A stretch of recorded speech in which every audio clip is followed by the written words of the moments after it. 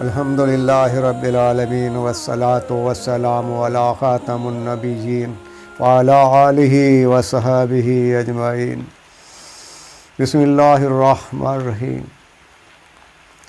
اللہ تعالیٰ کی ذات حقیقی ذات ہے اور اس کی صفات حقیقی صفات ہیں۔ وہ ہم سب کا مالک اور خالق ہے، اسی نے ہمیں پیدا کیا ہے اور ہم نے اسی کے پاس واپس لوٹ کر جانا ہے۔ اللہ تعالیٰ کی ذات بڑی عظیم ذات ہے، بڑی کریم ذات ہے، بڑی رحیم ذات ہے اور بڑی ہی مہربان ذات۔ واحد ہے، صمد ہے، اس کی کوئی اولاد نہیں، نہ وہ کسی کی اولاد ہے اور نہ کوئی اس جیسا ہے۔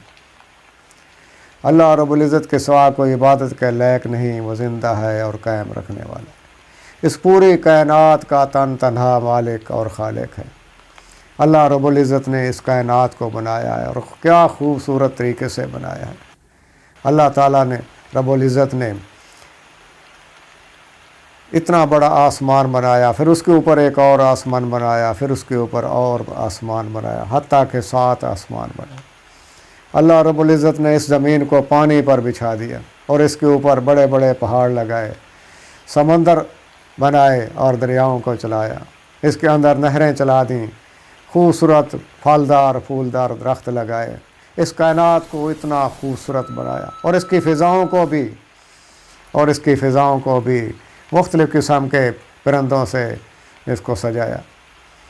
پرندوں کی ڈاریں اللہ تعالیٰ نے چلا دی۔ کیوں چلائیں اے انسان تیری تسکین نظر کے لیے۔ یہ سارا انتظام اللہ رب العزت نے انسان کے لیے کیا ہے اور انسان کو اپنی عبادت کے لیے بنایا ہے، اور فرمایا کہ کامیاب وہ ہے جو جہنم سے بچا لیا گیا اور جنت میں داخل ہو گیا، یہ انسان کامیاب ہے۔ اللہ رب العزت نے ہمیں تھوڑے عرصے کے لیے اس دنیا میں بھیجا ہے اور ارشاد فرمایا کہ میں دیکھنا چاہتا ہوں کہ کون اپنی من مرضی کرتا ہے اور کون میری بات مان کر آتا ہے۔ یہ تھوڑی سی زندگی ہے، اس میں ہم نے اللہ رب العزت کو کے احکامات کو ماننا ہے، رسول اللہ صلی اللہ علیہ وسلم کے سنت طریقوں کے مطابق، اور بنیادی چیز کلمہ طیبہ ہے، لا الہ الا اللہ محمد الرسول۔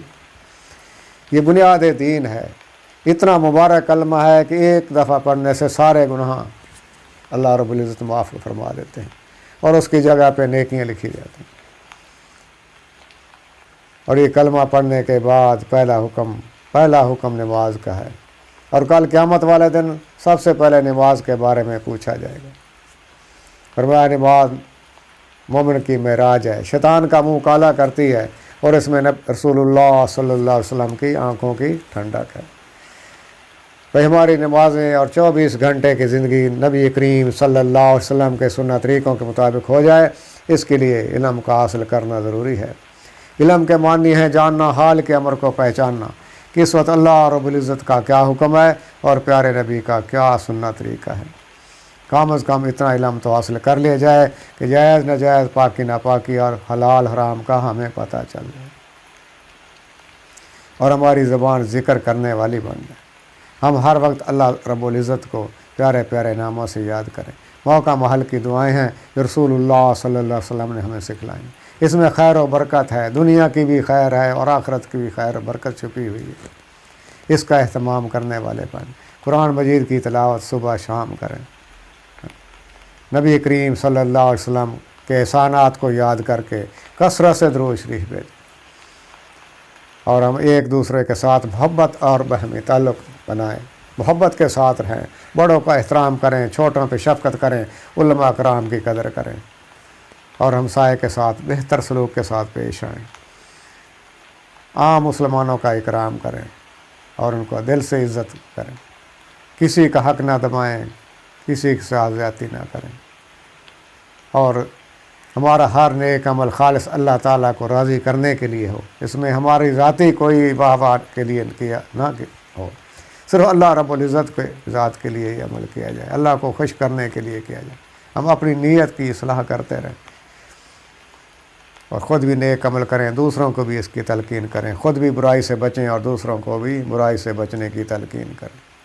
اس کام کے لیے اللہ رب العزت نے کم و بیش 1,24,000 پیغمبر بھیجے، اور آخر میں ہمارے پیارے نبی حضرت محمد مصطفیٰ صلی اللہ علیہ وسلم تشریف لائے۔